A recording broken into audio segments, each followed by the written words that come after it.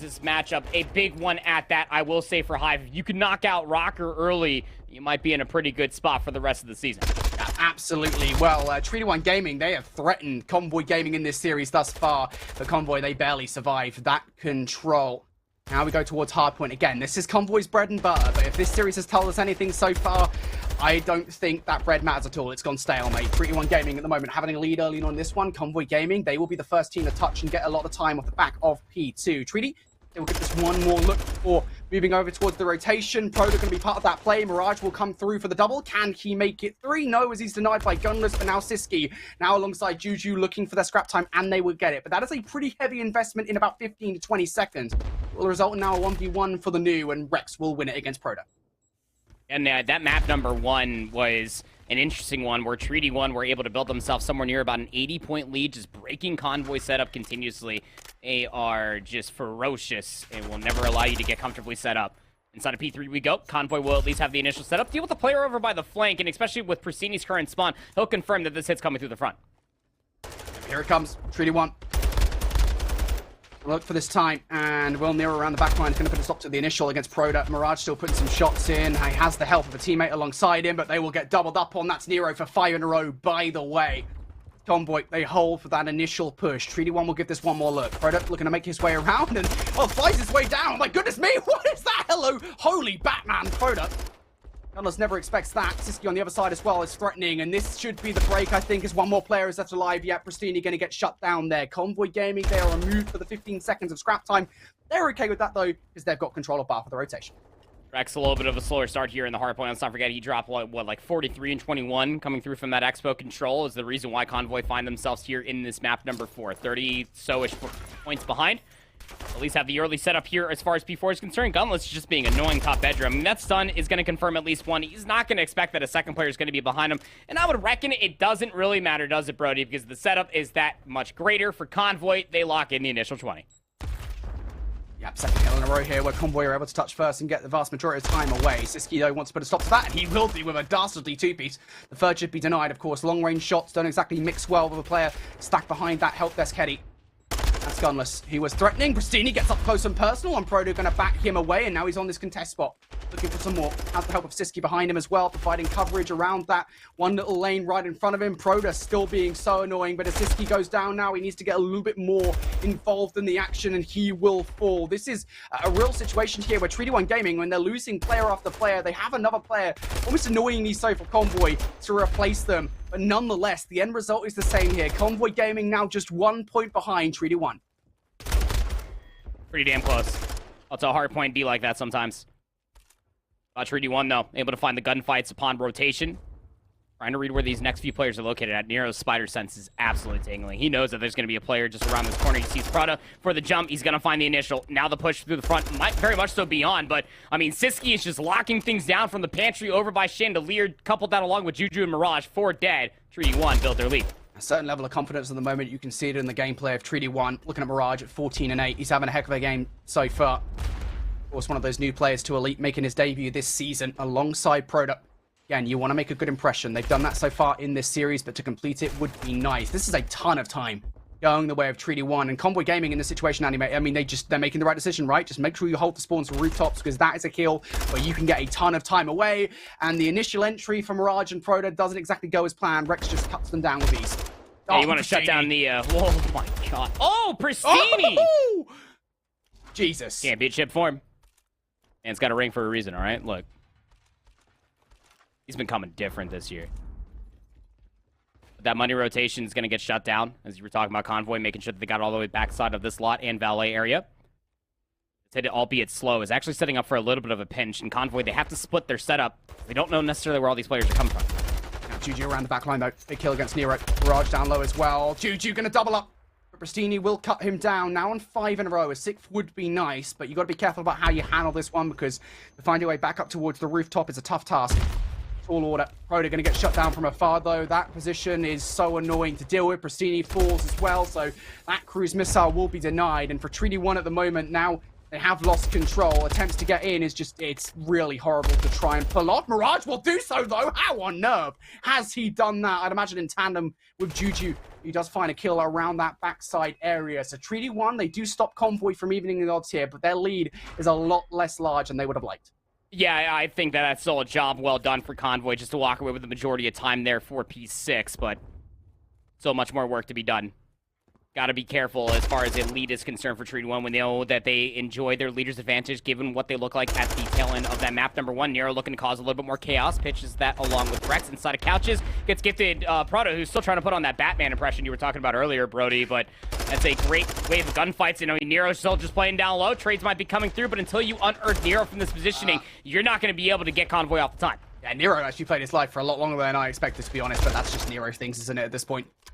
Will finally go down, though, and in the end, Treaty 1 going to find their way in for the back 20 seconds. There might be a bit of a delayed kill coming through here from perhaps Nero and Rex, who do spawn over towards kitchen side. This is not the most desirable of plays at the moment for Convoy Gaming. It's a bit disjointed on all sides, but Schroeder does look for the scrap time. And I was going to say, Convoy Gaming, they had a couple of players looking over towards rotation. That has now kind of tripled here as more players go over towards that area. Pristini now looking for players going early towards bar side for a hit towards New. It's Convoy who will touch first. Pristini is flying at the moment. He was on a 5 spree not that long ago. Now he finds himself on 4 in a row. Treaty 1 Gaming, they're spawning inside jewelry. Yeah, they're spawning inside of jewelry, which means that you would think that Pristini needs to go. He's trying to at least conserve this spree, is able to find the 5th inside of Chandelier, and he also shuts down Mirage. That's the flank secured, and now Convoy can turn their eyes towards the front. A lead swap is about to ensue. Pristini, I believe, was able to get that 6 kills, so he's gonna have himself a cruise missile upon this next life. And Treaty 1, I mean, you gotta try to recontest this. Mirage and Proto are the only ones to find a couple of kills. You're here contesting it, trying to keep Convoy trapped in the back. You gotta be careful, though. Oh, Pristini! Dude, he was on like a 5 in a row, a 6 in a row, and now he just comes with the respawns. Like, yeah, I'll just get 3. It's just, I am him, and Pristini knows it as well. But as I was saying, I think Treaty 1 want to be cautious about how they approach that back 20 seconds because the rotation is much more important, and they recognize that. They do get in towards kitchen first. I'll have a grace period here of about 10 seconds or so before Convoy touch. How they approach this. How many players did they put in the side door? How many players around the back line? It is going to be 1 around the side door, 2 around the back. Nero going to be the first here to just try and distract while Rex and Gunless make their way around the back, but Nero does go down. And now is the time, if any, for Gunless and Rex to try and approach, but they're unable to do so. As I said, Pristini now from the cut, Q manages to find his way through. How is Pristini getting away with this every single time? He is a magician. The way he's playing, and he's a slayer as well. 6 in a row, 7 in a row. Pristini trying to make it 8. Nero will take that kill away, but that is absolutely despicable. Oh my, dude, Pristini drank the good juice coming off of that expo control. He is just letting them have it. 30 and 19, 8 spree, laps his streaks. Convoy are up 200 points. And Treaty 1, realistically, I'll be coming in towards the second set of all maybe found, what, about like 25 plus points for Convoy have gotten about 80, 70, 90 even? How do we get here? What is going on? Gotta get some more trades coming through from Treaty 1 because Convoy, again, are set up here at New. And Convoy Gaming, jeez, they've got so much to attribute at the moment to Pristini's plays at 30 and 20. Now they're looking for Rex. He will double up, make it look so easy. Nero going to find the 3rd, and now Treaty 1 Gaming find themselves trapped inside the spa. Normally, that would be a lovely day out, but here on Hotel, not so much. Find a way through. That stick is going to go. A bit of a posthumous kill coming through from Rex. Now the trade's in favor of Treaty 1 regardless, and they will battle their way through. They stop Convoy from winning things out here on bar, but for Convoy again, this leader's advantage is absolutely clear. They're going to give this time up and settle themselves for restaurant. At 25 seconds required for the win and force out of map number 5 for Convoy. The reverse sweep might just be on the cards, and look at all the space that they're starting to take away inside of Jules. Mirage is here and trying to at least play this head glitch. He's all by his lonesome, and he's down to just about 20 HP. Waits for the regen. Rechows it as well, and the trades are going to be good. So Convoy don't necessarily have the numbers here that they were once hoping for. In Treaty 1, Mike just found another flank. Juju is trying to at least push through inside of couches. Wait for his teammates' confirmation to push. Here they come. Here they fall. Proto down. Mirage not feeling that challenge just yet. They know if they hit this, it has to be as a foursome, and Siski is going to fall. Yeah, waiting. It's a big gamble to take. Nero now find himself on a rough angle on the jump up. Mirage flies through and immediately gets swatted away, just like a fly would. IRL, Siski looking for a way in, and there is no path here. No navigation to victory for Treaty 1 Gaming as Convoy. Oh boy, they're really starting to feel themselves now. Oh my goodness. Are they ever, Brody? Are they ever? I think it's hilarious that New York got the best play when we just saw like 7-6 sprees. This is not the best Preston, play. but This is not the best play. I mean, it was still a really good play, but I mean, Convoy in and around Kitchen are just absolutely a sight to behold. I mean, you got to see just, I want to say like almost like the flip of the script where we got, especially in that map number 1 early, from a lot of these SMG players just trying to hit a lot of these very unorthodox timings and angles. Brasini was almost unchained, man. I mean, throughout the majority of that, or the tail end of the first set, I should say, and then through the entirety of the second, I always was glued to the mini-map just trying to see where Brasini was located at. Where's player number 5 in red? Because he's probably flanking around somewhere, pinching up with the rest of his team inside of the hard point, and he was delivering on those goods. Again, I talked about it at the end of Season 2. I reprised it in Season 3. I'll say it again in Season 4. Brasini is back into championship form. 32-22. Dude. 24 of those kills non-traded for 3,400 damage. Are you kidding me? It's just the back-to-back streaks. Like, I don't think there's anything else to analyze here, right? Brasini goes on a 5 spree, narrowly misses out on a cruise missile. Then he goes on a 6 spree. It's like, you know what? I missed out on the cruise missile the last time around, but I'll do it over towards P2. I'll manage to get it this time. And then he dies, comes off the spawn, casual 8 spree. Brasini, enough said, right? It's just, what an insatiable game from him. Absolutely incredible. All of the words, all of the expletives. Convoy, Brasini, you can have him, mate. That is an incredible game from him at 32 and 22. And Treaty 1 now definitely were feeling themselves hot under the collar because they were 2 up in the series and they felt like it might have been locked away. But as we said, you can never count that roster out because the veteranship on side is a lot. We'll say that much. But over towards another matchup that's going on right now. Rokkr SG versus HIVE Streetmob. We've had to go to game 5 to get it done after that incredible 250 to 249 hard point. And right now, 3-1 up are HIVE. They're also 4-3 up in lives. Well, it's search and destroy. So, got to see what they can possibly do. Because Rokkr ESG, I mean, historically have been really good on this map. But I would argue have never really looked the same ever since Fame got called up to the main roster. 3v4, Real's at least trying to find this kill over towards Rupert. Bottom tools will at least give up that angle for now. Ivor just posted up. I mean, they're watching both the bomb sites. Rokkr need to make a play. 30 seconds remain. Yeah, the good news, I suppose, is that HIVE don't have anybody installed inside that bottom bar area. Otherwise, this would be a lot more tumultuous than it actually is.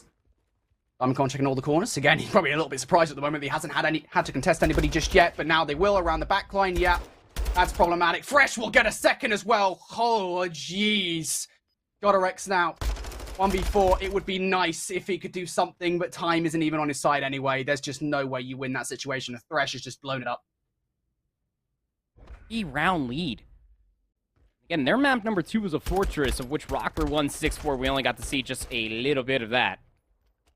Not a whole lot to go off. Again, there's a lot of question marks around. I know that the core 3 of Rokkr XTSG have been playing all year together, but I mean, this entire team, they're going to look so different on this map. You know, Pander might not be going to the snipe. He's going to be that second SMG. Maybe that can go along with Real. Godorex also historically has been pulling a lot of sub out here. DC likes to snipe on this map.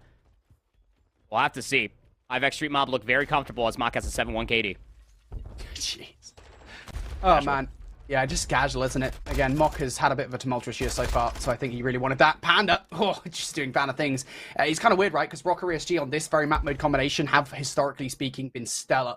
And a lot of that has come down to flanks enacted by Real and Panda. There we see it once again, and off the back of the play, HIVE Streetmob now have the bomb down on the Hornet's Nest, and Rokkr ESG, they've got their stingers ready to go. Oh, DC. Fresh has him. He just crawls around that corner. DC is dead. Mock's gonna pop that silence, so he's gonna clear all of Restaurant. And how about that? What the trust is that? And DC just holds the angle. Mock hits it, has the angle. 2v3 though. Bomb still needs to get collected, and you gotta get past the Tower Guardian that is Godorex. So Thresh, 1v3, good luck, have fun.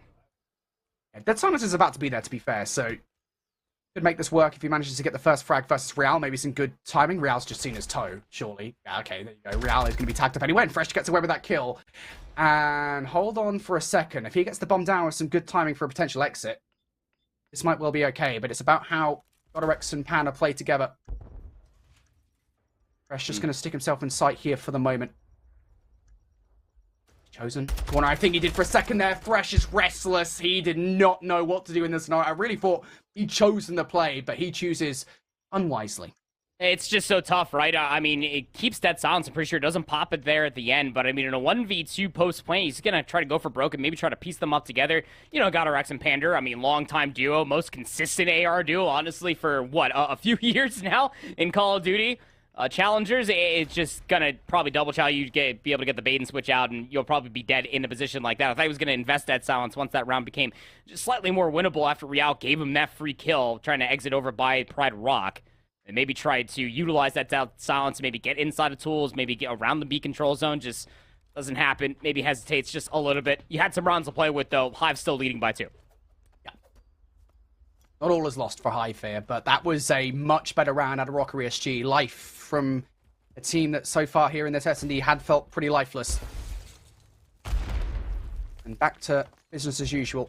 Again, with players on the flank, that's where Rokkr ESG are strongest. And HIVE, they'll probably be aware of that fact. Rupert involved in an early engagement over by Shed. Map control still firmly in favor of HIVE here, as Rokkr do not have the map control over towards A that they desire. Diamond Con goes down, and now it gets worse.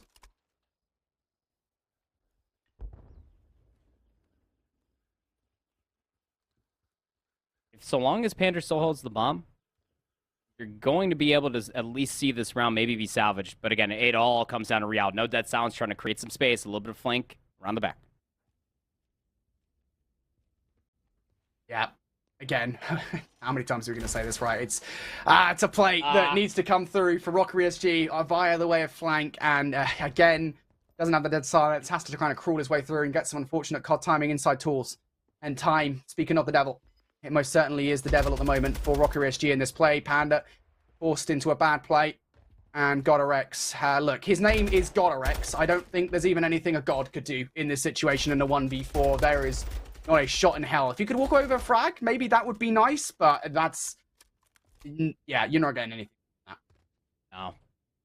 Again, I mean, just HIVE just showcasing wonderful resilience. I mean, they find that first blood, and again, albeit in a 3v4, we see a lot of teams, especially around challengers, you know, they get that first blood, and they're kind of feeling themselves. They press on a little bit forward. This HIVE X Streetmob roster, this Search and Destroy, is not showcasing that they're going to just give up free lives. They find that first blood and just post up, expecting that Rokkr have to make the play, and it is Real, again, like we were talking about, has to be that player to find value on the flank. He's 1 in 7, been shut down every single time.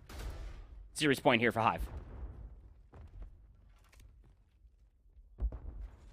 And Rokkr trying to get Real forward. This time around, though, will enact for the first blood. That stun will connect, but he's already cooked up a nade, so we can't challenge just yet. That nade connects as well. And the fact that Fresh has even gotten away here is a miracle.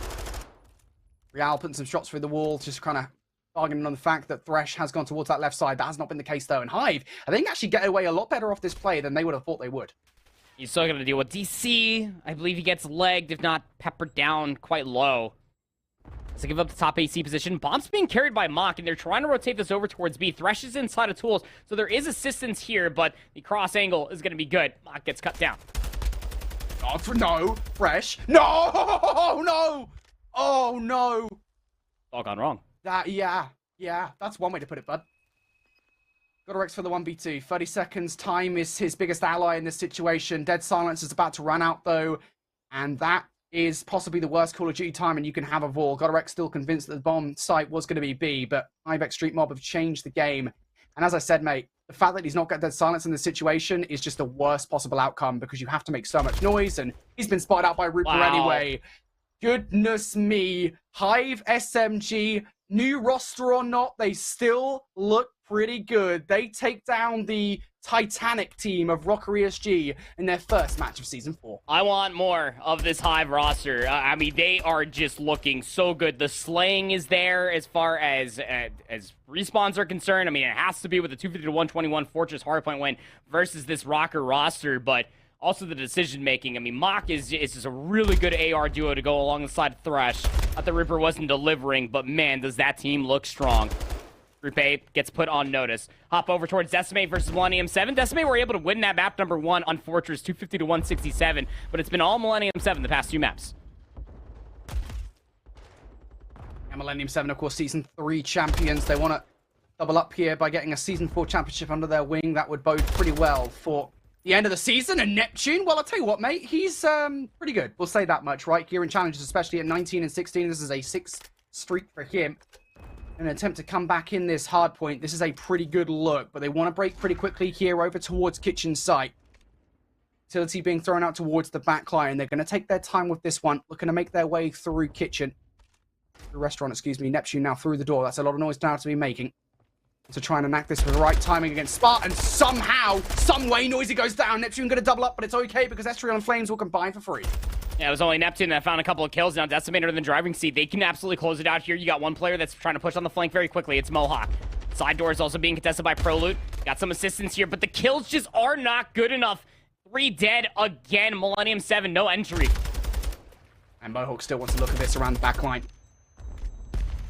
We'll find one, but posthumous nade. Bing takes him down.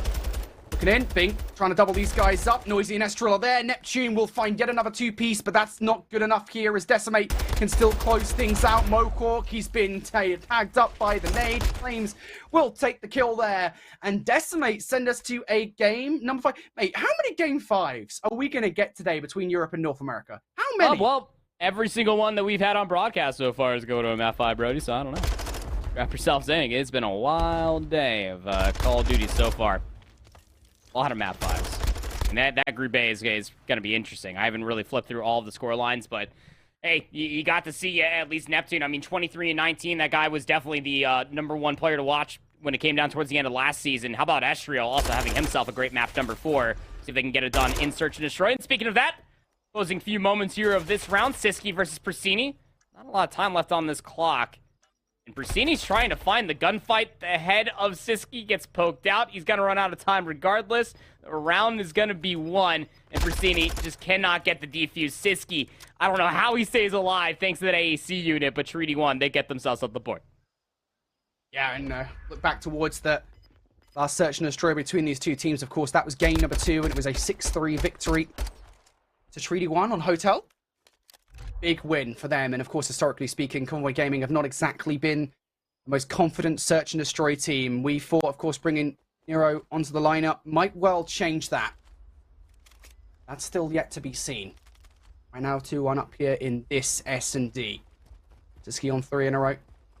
Off the back of those round heroics. Convoy looking to go for an immediate hit through the middle of the map. There's already a pretty heavy presence towards Courtyard side for Treaty 1. If that's where Convoy opt to go, they will find themselves in the not-so-welcoming arms of Treaty 1. Is actually outside in the EA control zone area. Siski, I mean, that's a bold call. Pops dead silence through the door. Rex was expecting it. Stun. Well, it's not going to find anyone. Again, Proto's on the outside of this. First blood may be found. Bomb also being planted here today. Yeah, I think that's the problem, right, with just heavily stacking towards Courtyard side, is that you don't actually have any presence in the middle of the map, and Siski has to make an egregious play to make up for it. Proto now also caught out in a bad play there because Mirage. These guys are taking individual gunfights at the moment, and Convoy, again, just winning every single one. GG for the 1v4. The veteran cannot get it done. And yeah, mate, again, just early on in that one, just did not have anywhere near enough control towards the middle of the map. Yeah, I mean, if Siski can find value with that admin push, we see a lot of SMGs do find value with that. It's just an easy scout coming through from Rex. They were expecting the aggressive push. Their nades didn't find anything early on. No glints from any sniper rifles, so they were expecting a push. Was Rex. He finds that first blood, and from there on out, stun inside the A bomb site doesn't connect with anything, so you're able to get that bomb planted. That it then forces Proto's hand to maybe push through the side door of the A control zone and maybe try to flank it through the arcade machine. Doesn't pan out wonderfully. As you said, individual gunfights are no way to retake that A bomb. This round going just as well for Convoy. Already opened up things with the first blood, and you're seeing the stark difference already, right? I mean, mid-map presence from Gunless is enough to convert to a frag. Second will be there as Proto goes down. Mirage does trade. Now for Convoy Gaming, I think they're looking to put the nail in this coffin as Pristini on the flank. Well, pretty good tool to let that happen. Juju once again left up in a 1 versus X. This time, a little bit more manageable. A 1 versus 3 situation as opposed to a 1v4. A nice nade. At least confirm damage, but no dead silence. Has to recover the bomb. Gets some few gunshots there on the Rex. The read on a player down low as well. Persini has to give it up. Just got to play the clock here. 43 seconds remaining. And Nero is just throwing caution to the wind, jumping across like that versus Juju in the AR, but it confirms the information. Now Nero Persini going to look to play the trade game, doubled up together. Yeah, and again, the odds are kind of stacked against you in this situation because, as you say, Persini and Nero are playing together. Juju's got to pick up the bomb. His dead silence is still too far away to realistically be in the play. Just has to hope that he can catch these guys off guard, perhaps double up on them. Because now they're going to hear him. They're going to hear him running around, rattling about all of these doors. And well, how much noise can you possibly make? Juju now needs to be more on swift. Gunfight inside sight, and you are not winning that with the trigger that Nero has. I think that was Nero in the plate, just ADSing right at him. There you go. Yeah, Nero to take him down. Yeah, Juju wasn't in a great position. Yeah, I mean, it's just well, we saw it. Nero and Persini play on the wrong side of the map. They started off on their side, of course, flipped it over, going towards top admin after the kills came through, confirmed that Juju was, in fact, over by the rocks. That leads defensively up towards that radio tower. And then even Nero, just again, just playing with fire, jumping across, confirms that Juju was, again, rewrapping the map. They do the same, clear the B-bomb site, lock down A. Convoy Gaming with a 3-round lead here in map 5.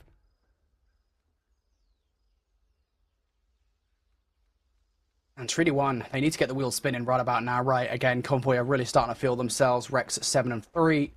Giannis at 5-3. Nero at 5-2. You've got to take these guys down. Rossini will fall, though. Nero has an idea that somebody's sitting around in sight. It's an off-angle choice coming out from Proda, but even that is not enough to throw them off guard. And how about this for a flip of the script? Gunless is going to get yet another frag, and now this goes from a 4 versus 3 in favor of Treaty 1 to a 3 versus 2, and the bomb is down. And nobody in position to try to deal with exits. Juju committed that silence, has full utility. Trying to deal with Gunless in towards the back. He'll take him down. Now you got Rex that's watching the entirety of that flank. Nero on the opposite side is individually inside the A bomb site. He's going to look for this kill. The nade play doesn't work out. 1v2 for Juju. Well, guess one. 20 seconds. This is time. He has it in this situation. That stun not going to connect. The nade might well do so. He knows where Nero is at the very least, just waiting for him to peek out in the situation. Nero, though, knows he's not close to the rifle. Going to the knife, and it's not to be. That knife is so deadly in close quarter situations, but it is not sharp enough for Nero. Watch this from Nero's perspective. I'm pretty sure he jumps. Like, if he doesn't get that wide sprint jump, he 100% gets lunged and gets slashed. Oh my god, that was close. That's just a good way of playing the 1v1. I mean, to be completely candid with you, just the way that Juju was even able to find that one frag up top in admin was very, very interesting nonetheless. Uses both utility, can't get the better of Nero, who's now 8-2 in this map 5. A single round separates Convoy Gaming from completing the reverse sweep. And this would be so gutting for Treaty 1, especially with how they started this elite. Oh, goodness me. Early flank coming through from Convoy. Yeah, Siski. Right up. Yeah, just like that. Oh, no. Juju as well. Oh, Persini. Get it done, buddy. That nade might well finish him off. Juju will walk away with the kill.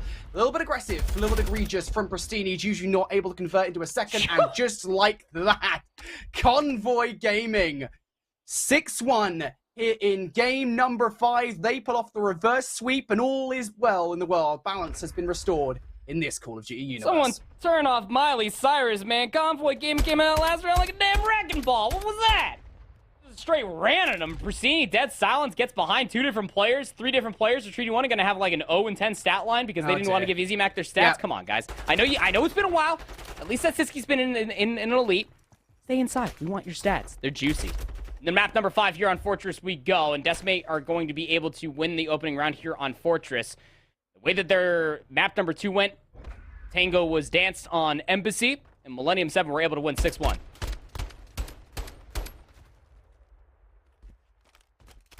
Millennium7 have always been a threat in search and destroy. Again, I think particularly last season, with the names that they've got on hand, Mohawk is silly in S&D, right? I think for sure Spark with the sniper rifle has always been something else as well. Of course, these guys, those of you guys who don't historically know about challenges, 3/4 of the roster are 2021 Call of Duty Challengers champions in North America specifically. Mohawk, of course, 2022 Challengers champion as well. These guys have history winning championships.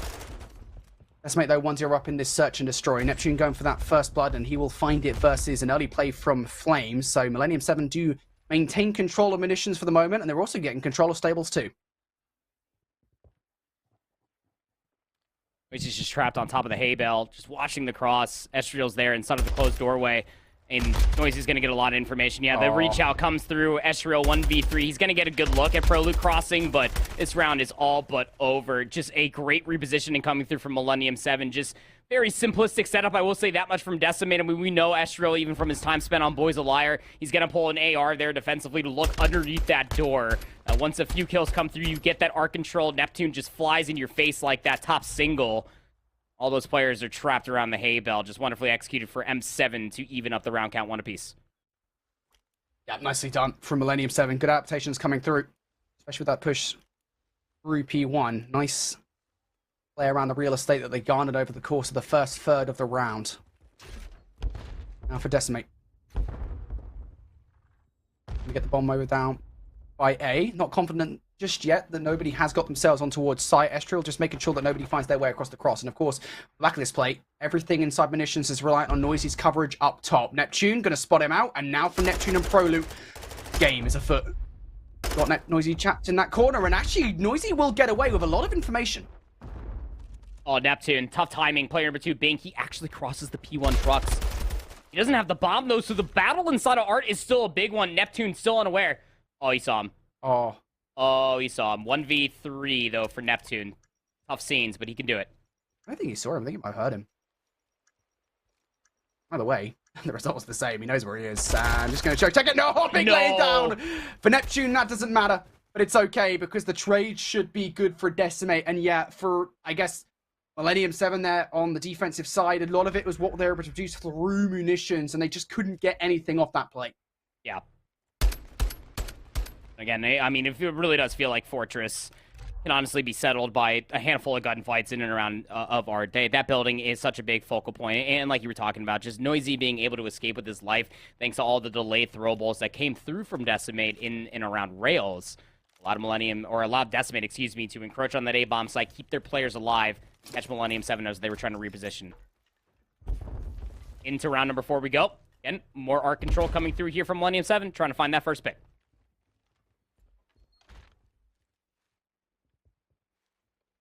They haven't had to be concerned just yet about anybody from Decimate trying to battle their way through munitions. That's because this is a very heavy defense around the double doors. It's a big gamble, I think, for Decimate, just generally speaking, to be so reliant on the fact that they don't allow somebody to cross towards site. Still, Millennium7, you can feel like in their head at the moment, they're wondering, hey, so nobody's tried munitions, nobody's trying street just yet. Where the heck are these guys? Ezreal hasn't found a gunfight just yet. Nobody's crossing. Ezreal's only job is to make sure that the cross is secured going over towards A. That's good information that nobody's on this A bomb site quite yet. You got player number 2 of Bink. He's watching from top maps. Nobody's crossing back over. There's the confirmation. Ezreal gonna see Prolude cross, dive right back through. Neptune needs to take this chow so the bomb can get laid down here at A. Yeah, you need to create some space here. Neptune not going to find it. Double chow from Noisy and Bink will send him away. Trades in favor of Decimate ultimately, and this is a very late help come through. Oh my goodness, the pinstripe kill feed. Ultimately a 1 versus 2 now for Prolude. Bomb in hand. Might be able to translate himself over towards B, but needs to deal with Flames first, and yes, he does. And I thought for a second there he's going to make Bink think that rotation is through, but he's going straight back towards A. Bink has read the play perfectly and wins the 1.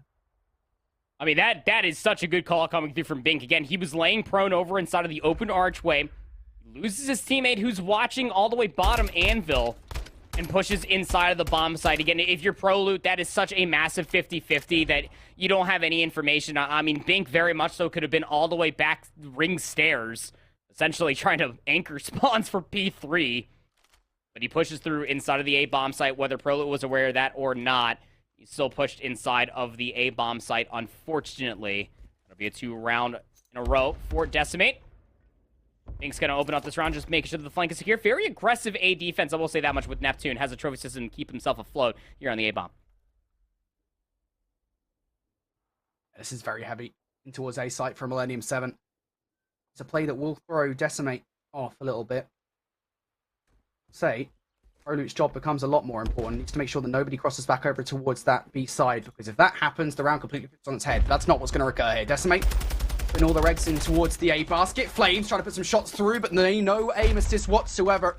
He's not going to be able to convert into a gunfight. Fortunately enough, his teammates do, and now Millennium7, they've scarpered. All relies on Spark to maybe try to find a play. Noise is going to catch him out. If Spark can maybe find that kill, go 1-for-1, it makes Mohawk's job a little bit easier, but now he's in a 1v3. He's just going to get pushed out inside a closed archway. Decimate able to win yet another round in a row. And they are just putting Millennium7 on skates. Again, it has been all our control all the time. Once first blood comes through, the second almost feels inevitable for Decimate, and they just make all of this Millennium7 feel so trapped, and the majority of them almost forced to try to make a play. If it's not going to be Neptune on the map, if he's dead, then you feel like it should fall to Proloot, but both Neptune and Proloot got cut down so quickly off of that A defense that it came down to Mohawk and Spark to try to force the play in towards the art room. Does not work out. 3-round lead for Decimate. And that's going to be so frustrating as well, right? Because Millennium7, that's a play coming out there.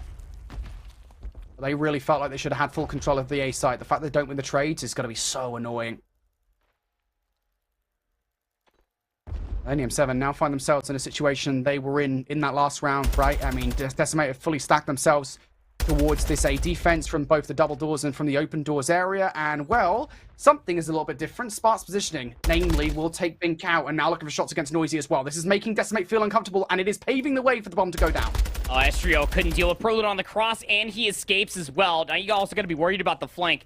This retake, you would feel the majority has to come through the street side. They can't allow Spark to exist on this angle, and the rest of the teammates need to find value inside of Art, and it is just all popping up in M7's favor. That was a very disciplined play coming through from them, just to make sure that they can at least find the damage. Spark finds the timing to get over by the P1 trucks after watching the flank for about 20 seconds or so. Catches one player off guard. The damage on a Noisy was good to confirm that the defense was pretty one-dimensional in and around the double arches. Nobody top maps to try to recontest that push from Spark. Gives up the angle, allows Proloot to plant that bomb. M7, they stop the bleeding. Keep this within 2. Yeah, it's that adaptation coming through from Spark that just definitely changed that round. That veteranship that we always talk about with Millennium7. Play to be made on the defense. It's like business as usual from both of these two sides. Decimate here just for the moment, right off the start. Just making sure that nobody from Millennium7 gets too aggressive, too comfortable with the round. And it's been all rails and inside of Art. This is what Decimate want. To try to catch Millennium7 off guard. And the player that's been mostly aggressive to do it has been Neptune, but he's playing around the P1 cannons, not giving up a free kill. Being aware of that, it's going to start going up through the dubsteps as his teammates are planting this bomb over at A. There's nobody from Millennium7 that can stop this. They get first blood. Oh, and Estrio gets the second as well. That's not nice at all. Proloot, I thought that he cleared top, and he was wrong. Neptune now for the 1v4. That's a stun that does go out, but I mean, connecting doesn't really mean a lot, to be honest with you. He somehow caught Estrio off guard. I don't think Estrio expected that rotation that fast. So Neptune makes this somewhat more manageable. Again, though, it feels like it's outside of the realms of possibility, especially as that 1v1 is a little dicey. Decimate, they absolutely win out there. Yeah, I'm not too sure. I don't remember who that player was for Millennium7, whether they were playing down by the side door that leads inside of maps or down by the anvil over by the closed archway to look underneath the door, but I mean, there's no rhyme or reason why you should be able to cross over by that A bomb site, get that bomb planted for free at 100 HP for Estrio. A lot of confusion for Millennium7 to even allow that A push to come all the way through. And when the retake was even a thought, Decimate again have full on arc control. Let Millennium7 have it up on series point. Indeed. Millennium7. Season 3 champions, of course. They wanted a better start than this. They still might have it, but at Decimate are a roster of young guns not to be underestimated. Now Millennium7 looking to aggress. Utility being thrown out towards closed. Estriel, he is there. Shots being thrown out, and they're going to connect through the gallows. Mohawk down, and now Proloot is absolutely rattled. Spark going to react by trying to take him down, and I think for the moment there, Estriel somehow finding another one. Hello? Surely not number 3, Spark. You cannot let this happen. Spark's going to be able to recover the bomb. He's going to get the heck out of dodge. Neptune, though, top single. He's going to meet a swift defeat. Spark got dead silence, but he gets scouted out. Bottom Art and Decimate completely roll over Millennium7 in the map number 5. Oh, my heavens. This is an interesting day of Challengers Elite. Your former champions of Season 3, unfortunately, can't get it done in a map number 5, albeit looking great in both the Search and Destroy and Control for this series. I thought it was going to be a 2-3-5, but Estrio calls game.